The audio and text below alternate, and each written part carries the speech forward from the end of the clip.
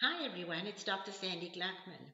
I had the most amazing experience last week and I'd like to share it with you. So, we've got two little dogs, and the one is a 14-year-old. Her name's Samantha, we call her Sammy, and she's a mixture of Wiener and Terrier. She is the queen of the house. We do exactly what she tells us to do. So we actually have a plaque which hangs up saying, "Love is being owned by a Dachshund." Well, unfortunately, we discovered that Sammy has a malignant tumor in her mouth, and we were advised by our vet to take her to see an oncologist. You might say, "What?" Because that's exactly what I said. I didn't know that there were oncologists for animals. So off we went to the cancer clinic for animals. Whenever we have taken Sammy to a place where there are strangers, particularly, of course, to the vet, you don't see the best side of her at all. She growls, she shivers, she shakes. So we explained to the oncologist as he was picking her up and putting her onto the table that Sammy was unlikely to be very friendly, to put it mildly, and he just smiled and said, "Don't worry, leave it to me." And then what he did was something quite amazing. He leaned down so that he was making eye to eye contact with Sammy. He took a few deep breaths in while he looked in her eyes. And then he very softly started to have this conversation with her. And in this conversation, he said exactly this: "I know it's not fun being here. I really do understand. If I were you, I'd be feeling exactly the same way. Yes, I know. I understand how you feel.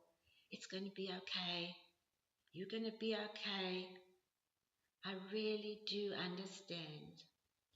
And my husband and I looked at each other because Sammy changed completely as he was speaking to her.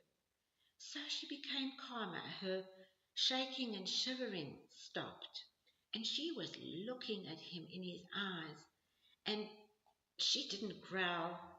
And you could just see her whole demeanor change and her whole body became relaxed. And they just kept looking at each other in this way.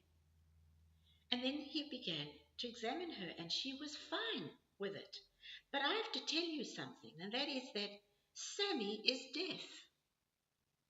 So that means she could not have heard his voice. She couldn't have heard those soft, gentle, safe tones of voice. So what was she responding to?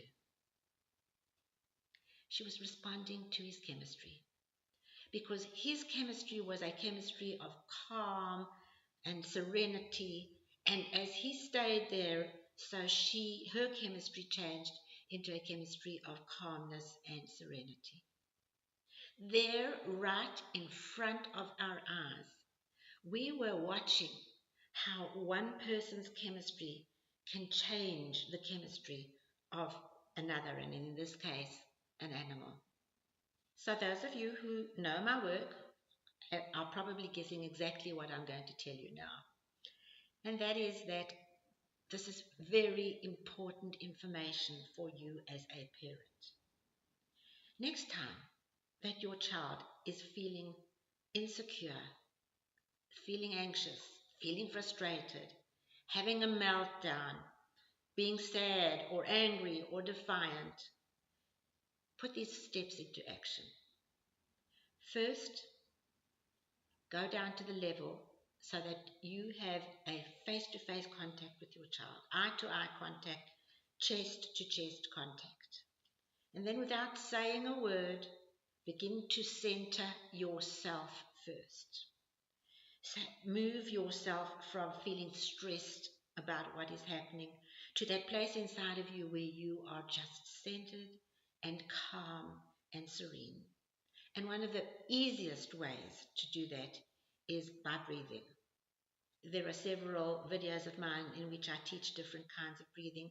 Look for those and learn how to do that. So now you are having eye to eye contact with your child. You're breathing and you're moving yourself into a much more serene place. While you're doing that, your chemistry is changing. And then begin to have a conversation with your child. Very similar conversation to what we heard the vet using. Something like, I really know how frustrating this must be for you, or I know how unhappy you're feeling right now, or I really understand what's happening with you. I really know how it feels. It can't feel so good. I'm sure you don't feel so good. I am here for you. It's going to be okay. You're going to be okay. Just have a very quiet conversation with your child.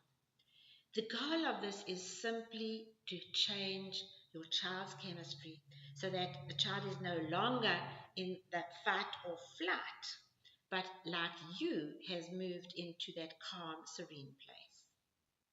And then later, when it's appropriate, you can begin to have a conversation about changing the child's behavior, about different kinds of ways in which the child could respond in those kinds of circumstances that he or she was experiencing.